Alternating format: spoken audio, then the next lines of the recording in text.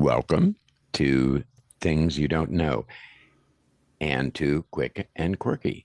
Today's subject is something so common that most of us hardly give it a thought.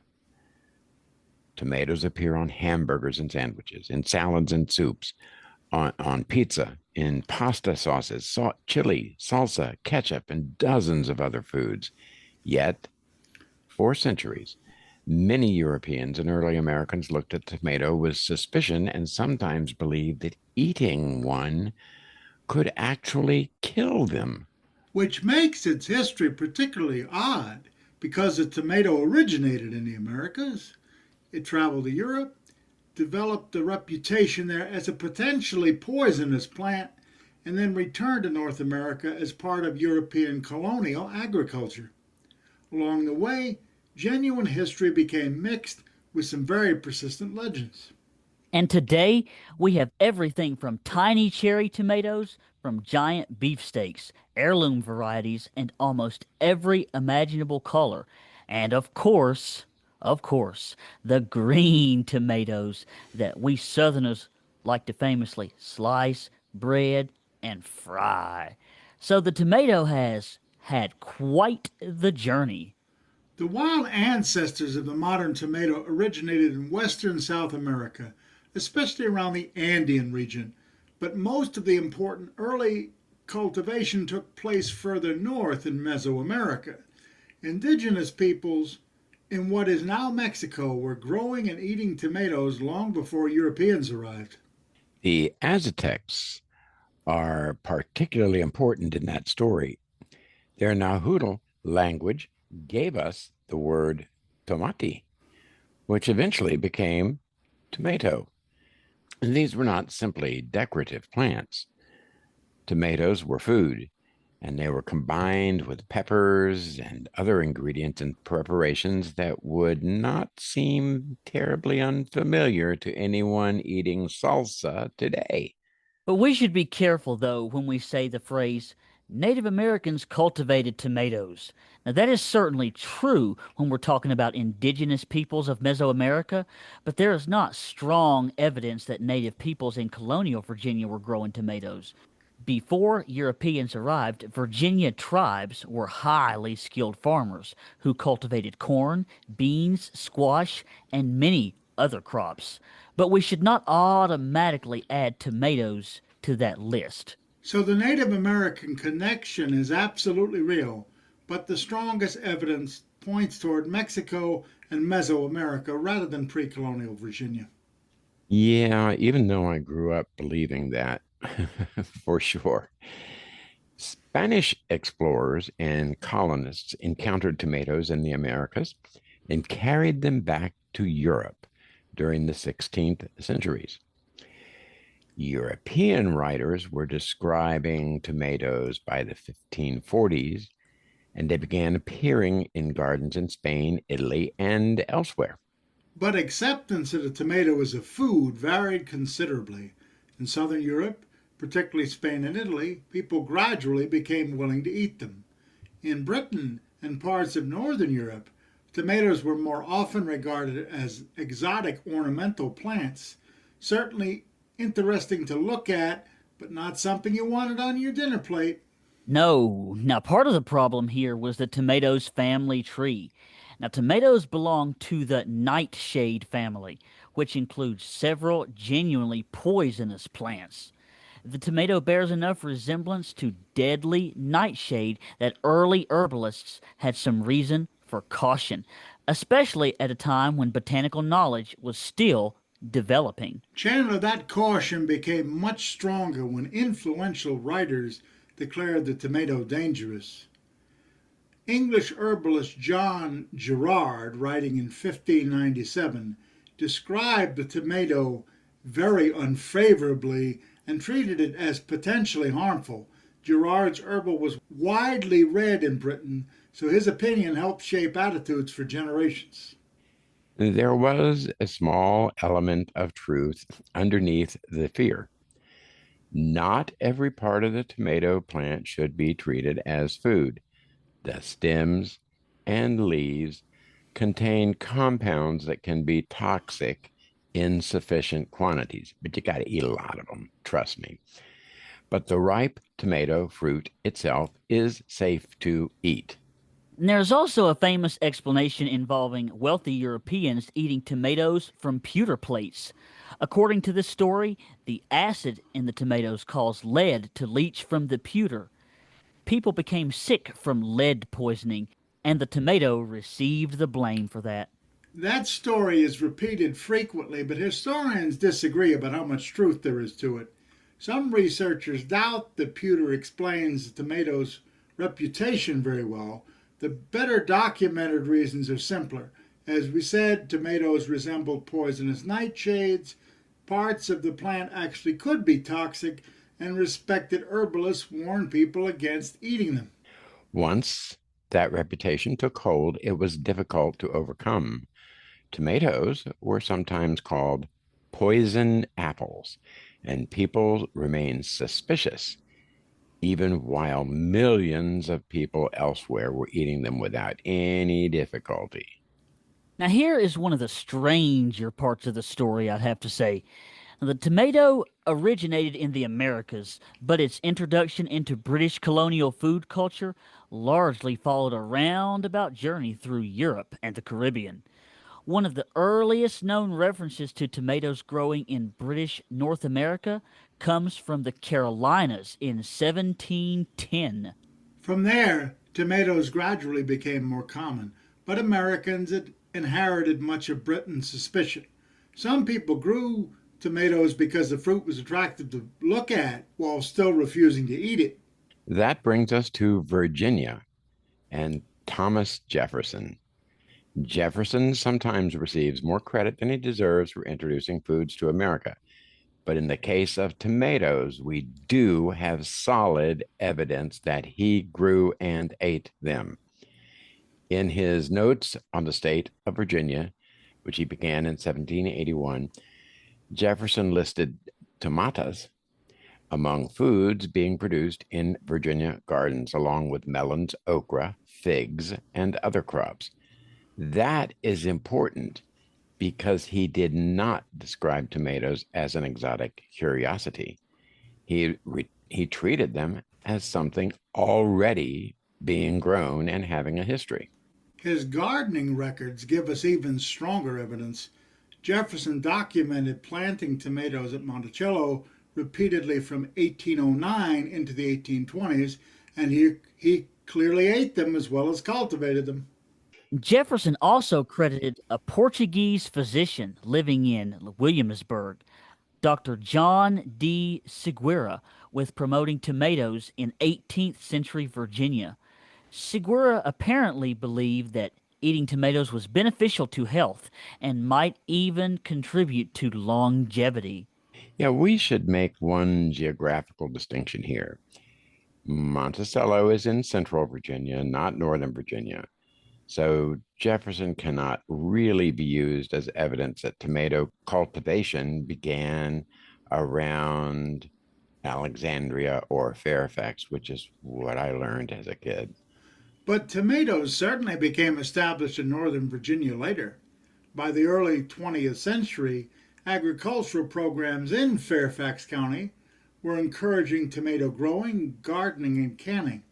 Tomato clubs and home canning programs became an important part of local agricultural life. By then, the supposedly dangerous poison apple had become just an ordinary garden crop. And one of the most entertaining stories in American tomato history concerns Robert Given Johnson, a New Jersey farmer and horticulturist. According to the legend, Johnson decided in 1820 that he would prove once and for all that tomatoes were not poisonous. The story says he stood on the courthouse steps in Salem, New Jersey, before a crowd that expected to watch him die. Johnson supposedly began eating tomatoes one after another while spectators waited for him to collapse. As a Jersey boy, let me tell you that's an important part of fourth grade. You hear that story. He survived, of course, and according to the story, his demonstration convinced Americans that tomatoes were safe. That's right, Dr. Deneen. And unfortunately, though, historians have not found contemporary evidence that this dramatic courthouse scene actually happened. Johnson was a real person and he did grow tomatoes, but the famous public tomato feast appears in written accounts much later. So it's better treated as folklore than established history. The legend is still revealing because people found the story believable. That tells us something about how strongly later generations remembered the old fear of tomatoes. Now, this is my favorite part. Now we're getting ready to talk about an age old debate. Yes, that's right, Chandler. We have another argument that refuses to disappear. Is the tomato a fruit or is it a vegetable? Well, Dr. Deneen, botanically, it's a fruit because it develops when the flower of the plant that contains seeds. But in ordinary cooking, tomatoes are usually treated as vegetables. That distinction actually reached the United States Supreme Court in 1893 because imported vegetables were taxed differently from fruits. The court ruled unanimously, I might add, that tomatoes could be legally treated as vegetables because that was how people commonly prepared and served them. So, botanically, they are fruits, while culinarily, and in that particular legal case, they are vegetables. And when we say the tomato, we're really talking about an enormous variety of tomatoes. Modern gardeners and farmers grow thousands of cultivars, differing in size, shape, color, texture, and flavor. Yeah, there are tiny cherry and grape tomatoes, medium-sized slicing tomatoes, large beefsteak varieties, plum or Roma tomatoes that contain more flesh and less water and are especially useful for sauces, and countless heirloom varieties preserved because of their distinctive flavors or histories. And they are not all red. Tomatoes may ripen yellow, orange, pink, purple, nearly black, striped, or even remain green when fully mature. Some are very sweet, some highly acidic, some firm enough for slicing, and others soft and juicy enough that they are really better suited to sauces. Now, heirloom tomatoes have become especially popular with gardeners and farmers markets because they often emphasize flavor and unusual appearance rather than durability and uniformity demanded by large scale commercial shipping. Yeah, commercial varieties, meanwhile, are often bred for characteristics such as disease resistance, predictable size, high yields, and the ability to survive transportation. So the tomato you buy in a supermarket may have been bred for very different reasons from the tomato somebody grows in a backyard garden. What kind of tomatoes does your mother grow, Chandler? Mostly Roma tomatoes. By the 19th century, suspicion over the tomato was rapidly giving way to enthusiasm. Seed companies developed new varieties, commercial growers greatly expanded production, and tomato recipes became increasingly common. Immigration played an important role as well. Italian food traditions helped popularize tomato sauces in the United States, while Mexican and other Latin American cuisines continued tomato traditions that were much older than the United States itself. And that's exactly right. Industrial food production expanded the possibilities even further. Tomatoes became canned, whole, crushed, diced, pureed into paste, turned into soup and juice, and manufactured into ketchup, one of my favorites, and other prepared sauces. Today they can be eaten raw in salads and sandwiches, roasted, stuffed, stewed, dried, canned, blended into salsa, cooked into chili, spread across a pizza, simmered into pasta sauce, or squeezed into enough ketchup to make the tomato one of the most heavily disguised fruits in the grocery store. And we cannot finish without My fried absolute favorite, green Dr. Weaver. tomatoes. Now, And mine too. these are usually ordinary tomatoes picked before they ripen, while they are still firm and tart. They are sliced, coated, and fried until the exterior becomes crisp while the inside softens. Stop, Dr. Deneen, stop. You're making my mouth water, man. Ugh. Today, fried green tomatoes are strongly associated with Southern cooking. Mm-mm-mm. Although the historical trail is much more complicated. Printed recipes for fried green tomatoes appeared in parts of the Midwest and the Northeast during the late 19th and early 20th centuries.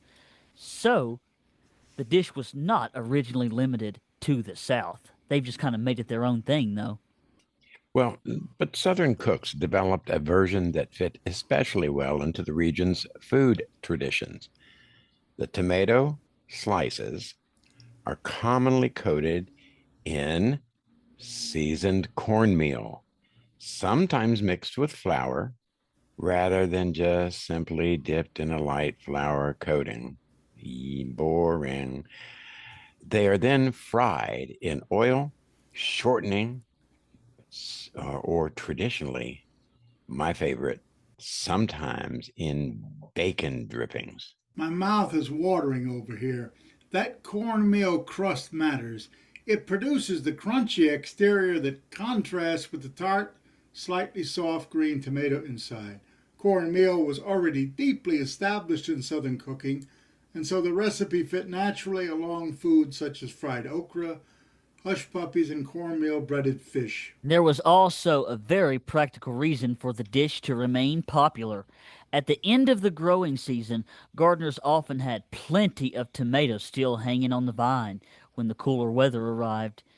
But instead, for waiting for every tomato to ripen or the risk of losing them to frost, people could pick the firm green ones and just fry them on up.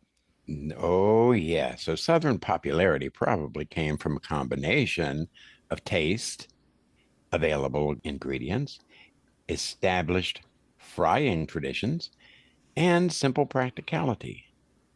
And the fact that there's probably a few more people in the South that have their own gardens. Eventually, fried green tomatoes became so strongly identified with Southern food that many people assumed the recipe had always belonged exclusively to the region. Wrapping this up here, folks, the history of the tomato is remarkable because the plant itself did not have to change very much. Human attitudes did. Indigenous farmers in Mesoamerica cultivated and ate it. European herbalists regarded it with suspicion. Some Americans grew it as an ornamental plant while refusing to taste it. Jefferson planted it at Monticello, and later Virginia farmers grew it as an ordinary crop.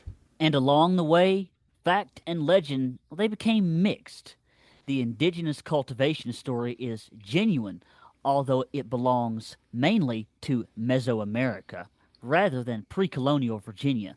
The theory of poisoning was genuine, even though some of the explanations for that fear may have been exaggerated.